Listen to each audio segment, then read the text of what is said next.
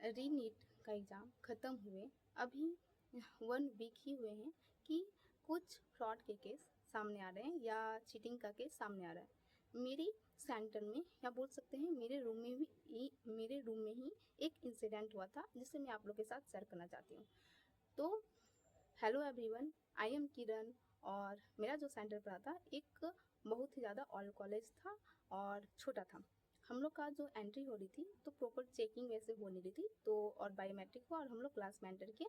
और वहाँ जो इन्विजिलेटर थे उन्हें शायद प्रॉपर पता नहीं था कि कितने टाइम में जो कॉपी है वो डिस्ट्रीब्यूट करना है या फिर कितने टाइम में हमें सील है कॉपी का उसको खोलना है और पेपर करना शुरू करना है। ये सब शायद वो इन्विजिलेटर थे उन्हें पता नहीं था। और वो जो बैल बज रही थी और इन्विजिलेटर जो इंस्ट्रक्शन दे रहे थे वो दोनों में मतलब टाइमिंग सेम नहीं था। दोनों अलग अलग टाइमिंग में सब बोल रहे थे। खैर, पेपर 2 बजे हम लोग का पेपर स्टार्ट हुआ और हम लोगों ने पेपर करना शुरू किया।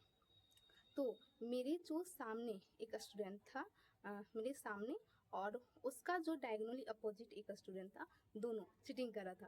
मतलब क्लास में उस तरह चीटिंग जो हम लोग नॉर्मली कोई स्कूल का एग्ज़ाम में चीटिंग करते हैं, सेम उसी तरह की क्वेश्चन वाला क्वेश्चन आया और हम लोग पूछते हैं कि 1 का क्या होगा, 2 का क्या होगा, सेम वो भी पूछ रहा था। मुझे पता नहीं दोनों का कोड अगर सेम होगा तो इस तरह हो सकता है, लेकिन अगर दोनों का कोड अगर डिफरेंट होगा तो पता नहीं दोनों कैसे चीटिंग कर रहा था। लेकिन लेकिन ये चीटिंग हो रहा था। और कुछ देर के बाद मैंने उस देखा कि वो दोनों चीटिंग कर रहा है। मैंने सोचा कि मैं इन्विजिलेटर को बता दूँ, लेकिन मैं देखी हूँ कि इन्विजिलेटर भी उनको देख रहे हैं और कुछ भी नहीं बोल रहे हैं वो दोनों को कि वो चीटिंग कर रहा है, कि आप लोग चीटिंग क्यों कर रहे हैं, या फिर ऐसा नहीं कीजिए वरना हम पेपर ले लेंगे, आप लोग का पेपर कैंसिल हो जाएगा। ये सब कुछ नहीं, बस ये बोल रहे हैं कि आप बात क्यों कर रहे हैं, बस, और छोड़ दिया जा रहा है उसको। और ये तब हो गई, हद तो तब हो गई कि वो बच्चा जो आगे वाला था वो क्या कर रहा था कि एक तो वो ऑप्शन 1 2 पूछ रहा था, ये तो यहाँ तक ठीक था। वो बच्चा लिटरली क्या कर रहा था, अपना जो कॉपी था मतलब पेपर जो था उसे उठाया और उसके सामने ला के रखा और बोल रहा है कि इसका ऑप्शन क्या होगा। और मैं उसके पीछे थी और मैं बना रही थी और मैं सोच रही थी कि मैं बता दूँ इन्विजिलेटर को। लेकिन मैं बताऊँ क्या, मैंने जब इन्विजिलेटर को देखा, सामने बैठी हुई थी एक मैम थी, तो मैम भी खुद उसको देख रही है और कुछ नहीं बोल रही है। मैं मैंने बोलना चाहा लेकिन मैंने नहीं बोला। मैंने बोला कि अभी अगर मैं बोलूँगी तो मेरे ही 5 मिनट खराब होंगे, इसी कारण से अभी नहीं बोलती हूँ, मैं लास्ट में बता दूँगी।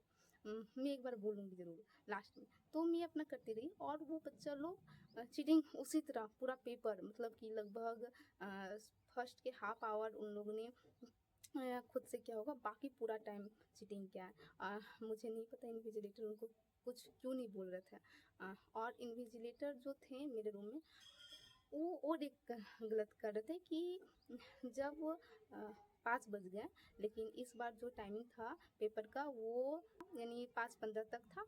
तो 5 बजे ही वो सबका ओएमआर में जो कट होता है, जो ओएमआर होता है उसमें 2 सीट होती है ना, ओएमआर होती है उसमें 2 सीट होती है।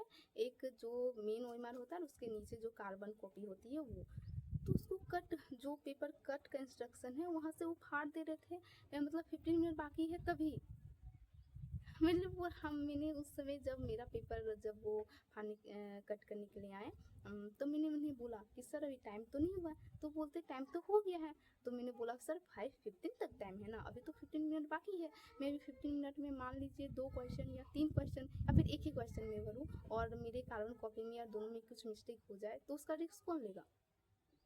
तो फिर मेरे बोलने के बाद जो एक मैम थी वो बोली कि छोड़ दीजिए सर, इसको, इसका नहीं भरना है, इसका छोड़ दीजिए। तो फिर मेरा छोड़ के बाकी पूरा रूम में जितना स्टूडेंट थे सबका उन्होंने जो वो अलग अलग कर दिया था, मतलब टाइम अभी बाकी था। और तो मेरा छोड़कर बाकी रूम में जितने स्टूडेंट थे सबका ओएमआर उन्होंने कट कर दिया था। जहाँ पे जो कट का इंस्ट्रक्शन था वहाँ पे ओएमआर में उन्होंने कट कर दिया था। तो मैंने सोचा बोलूँ, तो मैं बोलूँ कि कोई फ़ायदा है नहीं बोल के तो मैं फिर नहीं बोली, कुछ नहीं बोली मैं।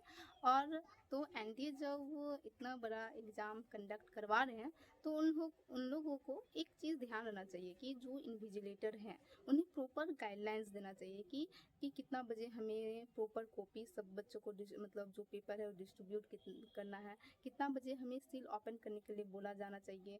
ठीक, ये सब प्रॉपर गाइडलाइंस होना चाहिए। ये जो सेंटर था, मतलब इसमें मुझे लगता है इन्विजिलेटर को कुछ भी पता नहीं था कि कैसे एग्ज़ाम कंडक्ट करवाएं हम ये नीट का एग्ज़ाम को। और एक चीज़ मुझे समझ में नहीं आई, हर एक रूम पे एनटीए अपना सीसीटीवी कैमरा खुद लगाता है। और मैं जिस रूम में थी उसमें 2 सीसीटीवी कैमरे थे, एक जो एनटीए लगाता वो और एक उस स्कूल का।